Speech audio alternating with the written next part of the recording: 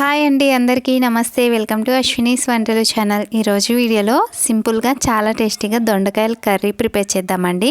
First అయితే 1/4 KG దొండకాయలను తీసుకున్నాను. కడిగేసేసి వీడియోలో చూడండి ఫ్రెండ్స్. ఒక దొండకాయని ఇలా 4 ఒప్పులుగా కట్ చేసి వేసిండానండి.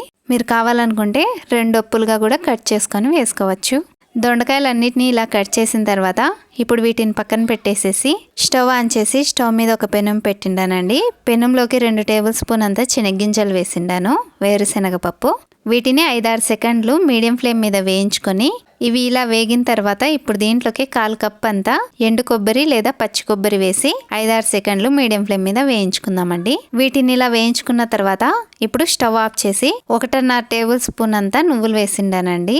స్టవ్ ఆఫ్ చేసిన తర్వాతనే నువ్వులు వేసి ఒకసారి కలిపేసేసి పూర్తిగా చల్లారిన తర్వాత మిక్సీ జార్లోకి వేసుకుందామండి. ఇప్పుడు దీంట్లోకే చిన్న నిమ్మపండు అంత సైజులో చింతపండును తీసుకొని కడిగేసేసి నీళ్ళలో నానేసినానండి. ఆ చింతపండును నీళ్ళతో సహా వేసిండానండి. ఇప్పుడు దీంట్లోకి 2 టీ స్పూన్లంతా ధనియాల పొడి వేసిండాను, 2.5 టీ స్పూన్లంతా కారపొడి వేసిండానండి. కారపొడి మీ టేస్ట్ని బట్టి ఎక్కువ తక్కువ చూసుకొని వేసుకోండి ఫ్రెండ్స్. ఇప్పుడు ఈ మిశ్రమాన్ని వీలైనంత నున్నగా మిక్సీ చేసుకొని ఇలా మిక్సీ చేసుకున్న తర్వాత దీన్ని పక్కన పెట్టేద్దామండి. ఇప్పుడు మళ్ళీ స్టవ్ ఆన్ చేసి స్టవ్ మీద అదే పెనం పెట్టి పెనంలోకి 2 టేబుల్ స్పూన్ అంతా నూనె వేసిండానండి. నూనె కాగిన తర్వాత ఒక ఉల్లిపాయని సన్నగా నిలువుగా కట్ చేసి వేసిండాను. ఉల్లిపాయలను ఒకసారి కలిపేసేసి ఇప్పుడు దీంట్లోకి 1 టీ స్పూన్ ఆవాలు వేసిండాను, 1 టీ స్పూన్ అల్లం వెల్లుల్లి పేస్ట్ వేసిండానండి. అల్లం వెల్లుల్లి పేస్ట్ పచ్చివాసన పోయేంత వరకు వేయించుకొని ఇప్పుడు దీంట్లోకి కొద్దిగా కరివేపాకు వేసిండాను.